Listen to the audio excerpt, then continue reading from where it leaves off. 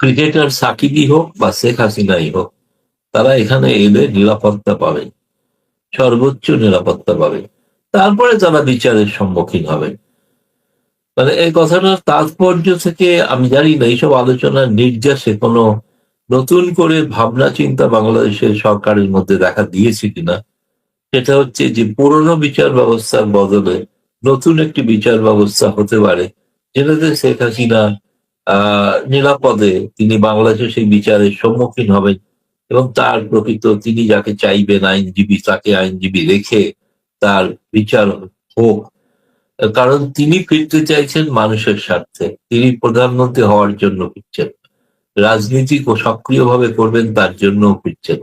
এই মানুষের দুঃখ কষ্টে নিপীড়িত মানুষ তার পাশে, তারা তাকে চাইছেন, সেখানে তিনি উপস্থিত হতে চাই। ফলে আগামী দিনটা বাংলাদেশের জন্য খুবই আমি বলবো যে সংবাদ বহুল, ফলে অনেকদিন হয়তো আপনাদের ব্যস্ত থাকতে হবে। আর প্রতি মুহূর্তে নানা ঘটনা ঘটতে পারে বলে মনে হয়। আপনি 9 তারিখে আমাদের সঙ্গে যখন যুক্ত হয়েছিলেন তখনও বলেছিলেন যে আপনারা নানা ঘটনা দেখবেন। আমরা কিন্তু গত দুদিনে নানা ঘটনা দেখেছি ইতিমধ্যে। ভারতীয় তৎপরতা, মার্কিন বাণিজ্য প্রতিনিধি দল আসবে ঢাকায়, আপনি এটাও বলেছিলেন। অলরেডি ঢাকায় তারা অবস্থান করছে। আপনার খানিক আগের কথায় একটি কথা এলো যে বিচার ব্যবস্থা নতুন বিচার ব্যবস্থার মুখোমুখি হবেন শেখ হাসিনা। তাহলে আপনি কি ধারণা করছেন যে এই যে আইসিটি বা ইন্টারন্যাশনাল ক্রাইমস ট্রাইব্যুনাল থেকে যে রায় দিয়েছে, সেই দণ্ড মওকুফ বা এই ধরনের কোনো ঘটনা ঘটে নতুন করে কোনো বিচারের প্রক্রিয়া শুরু হবে কি? আপনি এরকমটা মনে করছেন কি? সেটা আমার মনে হচ্ছে ওই তথ্য উপদেষ্টার কথা থেকে আমি সেটাই, আর কোনো দায়িত্বশীল কোনো মন্ত্রী এখনো বলেননি এ বিষয়ে। কিন্তু আহ দুটি বিষয় আমি দেখছি। ফেব্রুয়ারিতে যিনি বিএনপি সর্বোচ্চ নেতা এবং যিনি রাষ্ট্রপতি পদে প্রার্থী হতে চলেছেন, তিনি একটা ইন্টারভিউতে বলেছিলেন ভারত বাংলাদেশ সম্পর্কটা কেবলমাত্র শেখ হাসিনা কেন্দ্রিক নয়। তিনি কিন্তু কথা বলেছিলেন, যেটা ছাপাও হয়েছিল। কিন্তু পরবর্তীকালে এখন দেখছি বাংলাদেশ সরকার শেখ হাসিনাকেই একটা মূল কেন্দ্র করেছে। যদি শেখ হাসিনা কেন্দ্র হয়, তাহলে শেখ হাসিনা সংক্রান্ত যে সমস্যাগুলো আছে সেগুলো সমাধান করতে হয়। সেই সমাধানের একটা সময় হচ্ছে শেখ হাসিনার যেহেতু পুরনো বিচার ব্যবস্থা সম্পর্কে প্রশ্ন আছে এবং তার রায় নিয়ে প্রশ্ন আছে, যে রায়টা বাংলাদেশের মানুষই এখনো দেখেনি, তারা শুধু শুনছেন তার ফাঁসি হয়েছে, রায়ের কপি এখনো কেউ দেখেনি। আমি গতকাল পররাষ্ট্রমন্ত্রীর প্রশ্নটাও করেছিলাম যে আমাদের স্বরাষ্ট্রমন্ত্রী বলেছেন হাদি হত্যা সংক্রান্ত যাবতীয় কাগজ ভারত সরকারকে পাঠিয়ে দেওয়া হয়েছে। তাহলে শেখ হাসিনার যে ট্রায়াল হয়েছিল আইসিটি, সেটাতে সেই কাগজপত্র কি পাঠানো হয়েছে ভারতের কাছে? সেটা সরাসরি জবাব পাইনি। কিন্তু পরে যেটা শুনেছি, তারা বলছেন যে সেই শেখ হাসিনা সংক্রান্ত বিচার ব্যবস্থার কাগজ তারা দিক বা না দিক, ভারতের শেখ হাসিনা সম্পর্কে যে সিদ্ধান্ত, সেই সিদ্ধান্তটা পূর্বের সিদ্ধান্তই রয়েছে। মানে প্রত্যর্পণের বিষয়টা অনেক দীর্ঘস্থায়ী একটা প্রক্রিয়া। কিন্তু এক্ষেত্রে যেহেতু শেখ হাসিনা নিজে সিদ্ধান্ত নিয়েছেন যাবেন, ফলে বল এখন বাংলাদেশ সরকারের কোর্টে। তাদের সিদ্ধান্ত নিতে হবে যে সেই শেখ হাসিনাকে তারা কিভাবে গ্রহণ করবেন, কিভাবে তারা শেখ হাসিনাকে নিয়ে নেবে।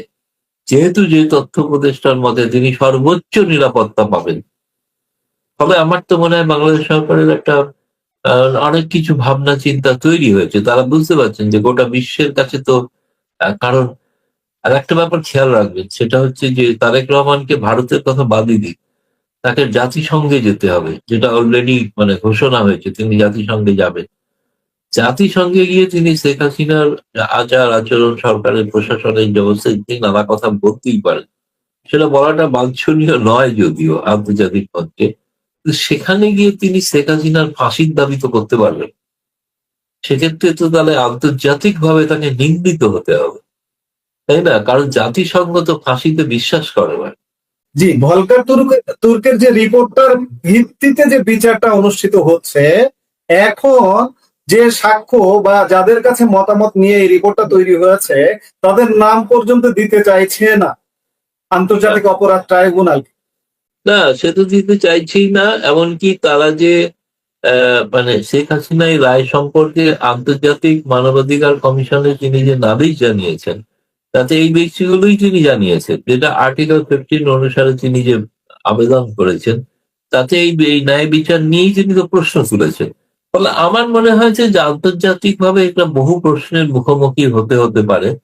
সেই কারণে হয়তো বাংলাদেশ সরকারের একটা চিন্তা ভাবনা, পুনর্ভাবনা এসব চলছে আরকি। এখন সেটা আগামী দিনে আমি তো এটাও যেমন বলেছিলাম কয়েকদিনের মধ্যে অনেক ঘটনা দেখতে পাবেন। আমি এটাও বলেছিলাম আগস্ট মাসে অনেক কিছু ঘটবে। তো তার ঘটনা সবকিছু লক্ষণ দেখাও যাচ্ছে স্পষ্টত আরকি। তো আশা করছি যে এগুলো সবটাই একটা, এবং যদি কোনো কারণে শেষ মুহূর্তে তারেক রহমান প্রধানমন্ত্রী সিদ্ধান্ত নেন যে ভারতে যাবেন, এই প্রসঙ্গে একটা কথা আপনাদের সকল দর্শকদের উদ্দেশ্যে জানানো দরকার। এটা হচ্ছে যে ব্রিক্স যে শিখর সম্মেলন, সেই শিখর সম্মেলনে ভারত সভাপতি। সেই জন্য ভারতের প্রধানমন্ত্রী তার সভাপতি, তিনি পৌরোহিত্য করবেন।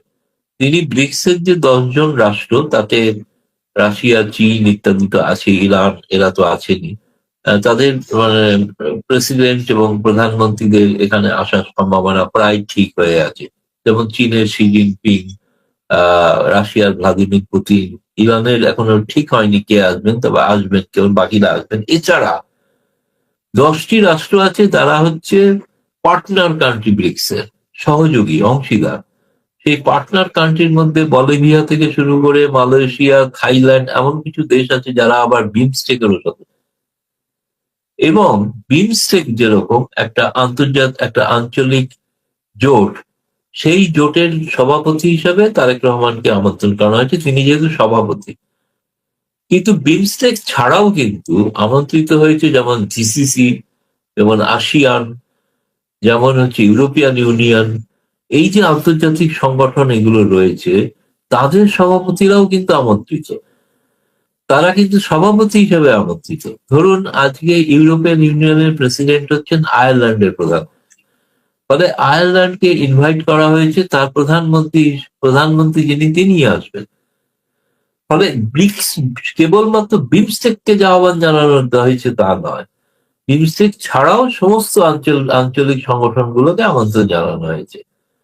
কিন্তু সেক্ষেত্রে আমি বলবো যে তিনি যদি না আসেন, এবং তাহলে সেক্ষেত্রে তিনি এমন একটা আন্তর্জাতিক মঞ্চের এটা আউটরিচ বলে হয়তো তিনি, জানি না, অনেক বাংলাদেশের পন্ডিতরা ইগনোর করছেন আউটরিচ এর মানে কি। আউটরিচ মানে সেখানে তো কেবলমাত্র একটা সাক্ষাৎ হবে এই জন্য যাওয়াতে, ব্রিক্স এর মূল বিষয়, ব্রিক্স এর উপস্থিতিতে তার যদি রেজিস্টার্ড নথিভুক্ত না হয়, তাহলে ভবিষ্যতে ব্রিক্স এর যাওয়ার ক্ষেত্রে সন্দেহ তৈরি হতে পারে, অনেক প্রশ্ন উঠতে পারে।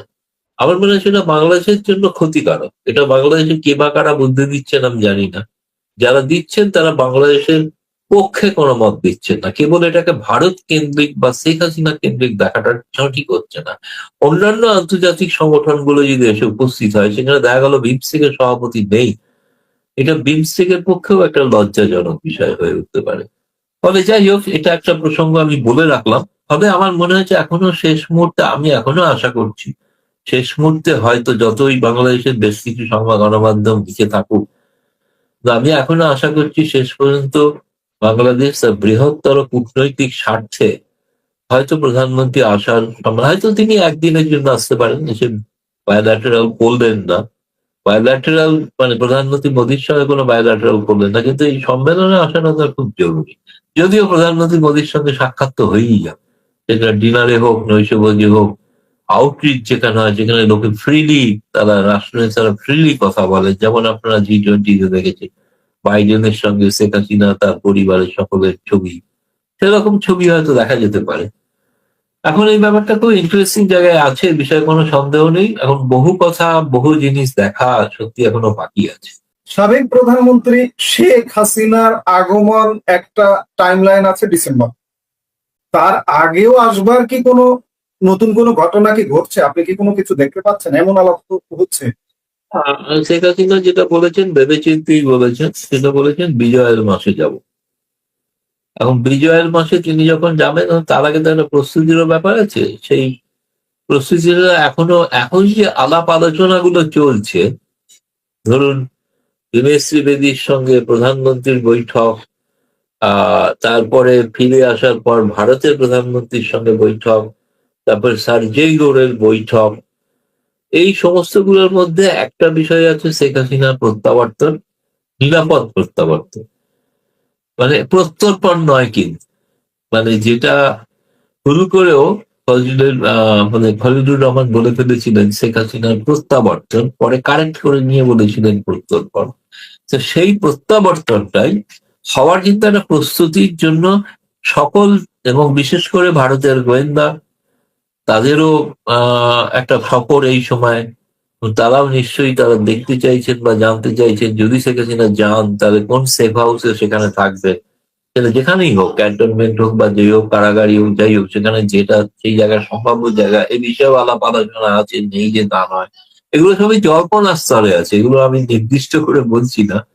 কিন্তু আমার মনে হয় না যে, যেহেতু এই হঠাৎ যে তৎপরতাটা, এই তৎপরতার নেপথ্যে কিন্তু একটা নিশ্চিতভাবে প্রস্তুতি এসব আছে, এবং ভারতে তো আরো অনেক নেতা আছেন না, তাদেরও প্রত্যাবর্তন কিভাবে হবে, তারা কিভাবে আত্মসমর্পণ করবে, সবটাই আর কি দেখার ব্যাপার আছে। আপনি সেফ হাউসের কথা বলছিলেন, এই যে ভারতীয় গোয়েন্দা প্রধান এলেন, উনি কি সেফ হাউসের গ্রাউন্ড রিয়ালিটি যাচাই বাছাই করেছেন কি, এমনটা কি? দেখুন, উনি তো খুবই সংক্ষিপ্ত সফরে গিয়েছিলেন।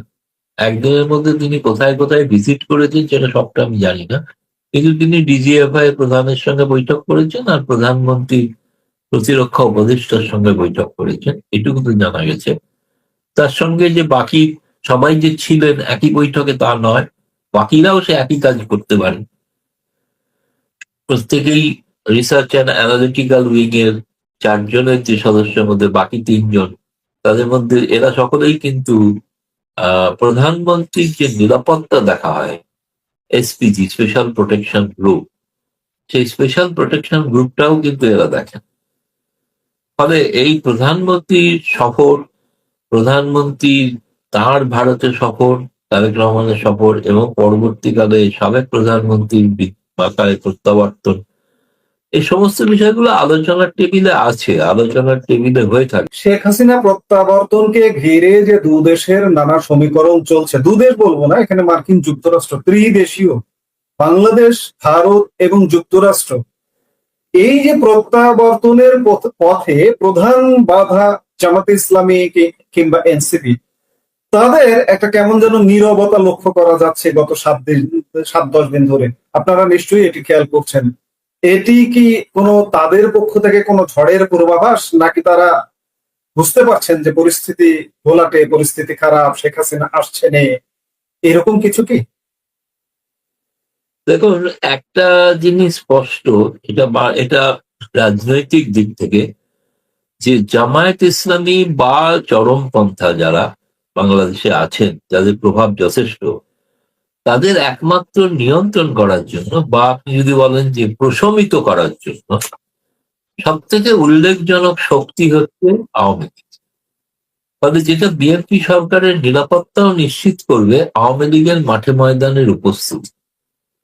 ফলে সেইটার কারণে তারা হয়তো এখন যেটা নীরবতা আপনি দেখছেন, আমি নীরবতাকে কোনো মৌনম সম্মতি লক্ষণম বলে বলছি না, যে মৌনতাই সম্মতির লক্ষণ তা বলছি না। আমি বলছি হয়তো তারা আর কোনো নতুন রণনীতি, স্ট্র্যাটেজি তৈরি করছেন। খুব সহজে তারা শেখ হাসিনাকে নিরাপদে ঢাকায় ফিরতে দেবেন, এটা আমার তো মনে হয় না। তারা চেষ্টা করবেন শেষ মুহূর্ত পর্যন্ত একটা সহিংসতার পথে যাওয়া। ফলে সেই কারণে হয়তো এই নীরবতাটা, আপনি যেটা প্রথম শব্দ ব্যবহার করেছিলেন, ঝড়ের পূর্বাভাস, আমি বলছি সেটা ঝড়ের পূর্বাভাসের মধ্যে আমি আপনার সঙ্গে একমত যে ঝড়ের পূর্বাভাসও হতে পারে। কারণ তারা খুব সহজে তো এটাকে মেনে নেবেন না, এটা তো খুব স্বাভাবিক। কারণ তারা শেখ হাসিনা থাকাকালীন তাদের যে হাল ছিল বাংলাদেশে, এখন তারা যে একটা গৌরবোজ্জ্বল সময়, স্বর্ণোজ্জ্বল সময় উপভোগ করছেন, সেই স্বর্ণোজ্জ্বল বা উপভোগ করার মতো সময় তো তাদের থাকবে না। তাদের আবার কোণঠাসা হয়ে যেতে হবে এবং মূল স্রোত থেকে বিচ্ছিন্ন হতে হবে। এখন তাদের রোজই প্রায় মূল স্রোতে দেখা যায়। তো খুবই ইন্টারেস্টিং আর একটা ঘটনা তো ঘটেছে, যেটা চট্টগ্রামে, যেটাও রাজনৈতিক একটা বিশ্লেষণ হওয়া উচিত। সেটা হচ্ছে প্রধানমন্ত্রী তারেক রহমানের সঙ্গে হেফাজত ইসলামের সংযোগ। এবং হেফাজত ইসলাম একসময় শেখ হাসিনার সঙ্গে ছিলেন, শেখ হাসিনা তাদের সঙ্গে নিয়ে এসেছিলেন, কিন্তু তারপরে তারাই আবার এই উপদেষ্টাদের অন্তর্বর্তীকালীন সরকারেরও তারা উপদেষ্টা হয়েছিলেন। কিন্তু এখন তাদের তো অস্তিত্ব নেই। ফলে তাদেরকে আবার যদি নিয়ে আসা হয় মূল স্রোতে, যেমন শেখ হাসিনা এনেছিলেন, তাহলে আবার দেখতে হয় জামায়াতে ইসলামীর পক্ষে সেটা একটা উদ্বেগজনক বিষয়। তাদের আবার অপাংতেয় হয়ে যাওয়ার একটা সম্ভাবনা থাকে। ফলে এই বিষয়গুলো এখন দেখা যাচ্ছে যে বাংলাদেশে এখন বহু সম্ভাবনাময় একটা পরিস্থিতি তৈরি হয়েছে, এবং আমার মতে সাংবাদিক হিসেবে আমি বেশ রোমাঞ্চিত এবং শিহরিত যে বহু সংবাদ, বহু বিস্ফোরক সংবাদের আমরা অপেক্ষায় আছি। যে এই যে যা কিছু ঘটছে সব বাংলাদেশে অন্তর্ভুক্তিমূলক সমাজ বিনির্মাণ, অন্তর্ভুক্তিমূলক রাজনীতির পরিবেশ নির্মাণ, এই অন্তর্ভুক্তির জায়গায় কি আওয়ামী লীগ বিএনপি এমন কোন সমঝোতা হতে পারে যে বিএনপি তোমরা 5 বছর কাটিয়ে দাও, তোমার পূর্ণ মেয়াদ কাটিয়ে দাও, আমরা তোমাদের কোনো ডিস্টার্ব করব না, এরকম কিছু কি হতে পারে? নাকি মধ্যবর্তী নির্বাচনেরও আলাপ কোনো কোনো মহল থেকে হয়, সেগুলো ঘটতে পারে? আপনার মতে কি ঘটতে পারে? দেখুন, আমি যেটা প্রথমে জানি যে যখন এই বাংলাদেশে পট পরিবর্তন ঘটে, তখন কিন্তু একটা ভারতেরও ধারণা ছিল যে সম্ভবত একটা সর্বসম্মত সরকার সকলকে নিয়ে হয়তো হতে পারে অন্তর্বর্তীকালীন সরকার, কিন্তু সেটা হয়নি। বিএনপি সরকার নির্বাচনের পরেও এরকম একটা ধারণা ছিল ভারতীয়দের মধ্যে যে একটা অন্তর্ভুক্তিমূলক রাজনৈতিক ব্যবস্থা গড়ে উঠতে পারে, সেটা হয়নি। সেটা বরঞ্চ ইউনূসের আমলে যে আওয়ামী লীগকে নিষিদ্ধ করার যে অর্ডিন্যান্স, সেটা কার্যত বহাল রেখেছেন বর্তমান সরকার। কিন্তু সেটা রাখতে গিয়ে তারা দেখেছেন তাদের স্বাভাবিক জনগণের কল্যাণে যে কাজ করার সময় দেওয়া, তার চেয়ে অনেক বেশি সময় দিতে হচ্ছে শেখ হাসিনা সংক্রান্ত বিষয়ে মাথা ঘামিয়ে। আপনি দেখবেন তো গত কয়েকদিনে বাংলাদেশে সর্বাধিক আলোচিত, যেটাকে নিষিদ্ধ তার প্রচারও করা যাবে না, অথচ সেটাই সব থেকে বেশি আলোচিত বিষয়। তো সরকার পক্ষ থেকেই আলোচনা, বারবার শেখ হাসিনার নাম উল্লেখিত হচ্ছে সরকার পক্ষ থেকে। তো সেই বিষয়টা যখন হচ্ছে, তো তখন তো খুব স্বাভাবিক, এটা খুব, আমি বলবো যে যুক্তিসম্মত একটা বিষয় হবে যে আওয়ামী লীগের সঙ্গে কোনো একটা বোঝাপড়ায় এসে যাওয়া। হবে কি হবে না আমি কোনো গ্যারান্টি দিতে পারছি না, এরকম সম্ভাবনা আমি জানি না। কিন্তু আমি বলছি এটা হওয়াটা বাংলাদেশের রাজনীতির পক্ষে একটা শুভ লক্ষণ হবে। এবং নিশ্চিতভাবে আপনি যেটা বললেন, না অন্তর্বর্তী নির্বাচন হলে তো সম্ভব না এখন, তার মানে তো প্রমাণিত হয় যে আওয়ামী লীগ এখনই ক্ষমতায় যেতে চায়। আওয়ামী লীগ এখন ক্ষমতায় যেতে চাইছে না, সেটা শেখ হাসিনার বক্তব্য থেকে স্পষ্ট। তারা 5 বছরই অপেক্ষা করতে চান। অন্তত প্রথম কাজ হচ্ছে তাদের পার্টির ওপর থেকে নিষেধাজ্ঞাটা প্রত্যাহার হওয়া।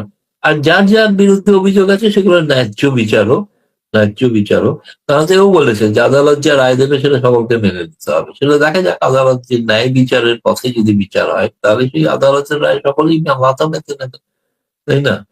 তো সেটা আমার মনে হয় এটা দেখার জন্য একটু অপেক্ষা করতে হবে। তবে আলাপ আলোচনা কোথাও না কোথাও হওয়া দরকার, এটুকুই মনে করি আমি। হচ্ছে এরকম কথা বলবো না, হয়তো সেক্ষেত্রে বাকিরা উদ্যোগ নিয়েছে, সেক্ষেত্রে হয়তো যুক্তরাষ্ট্রেরও একটা ভূমিকা থাকতে পারে, ভারতের তো ভূমিকা আছেই বাংলাদেশের ক্ষেত্রে। এর ফলে অনেক কিছু আছে বলেই সবাই একটু নীরবতা পালন করছেন, কেউ কিছু বলছেন না। নিশ্চিতভাবে এই গত সপ্তাহের শেষ দিক থেকে হঠাৎ ভারত বাংলাদেশ সম্পর্কে যেটা আমি বলবো, যেটা উষ্ণতা এখনো বলতে পারছি না, কিন্তু শীতলতা যেটা, সেটা একটা কেটে যাওয়ার লক্ষণ দেখা দিয়েছে।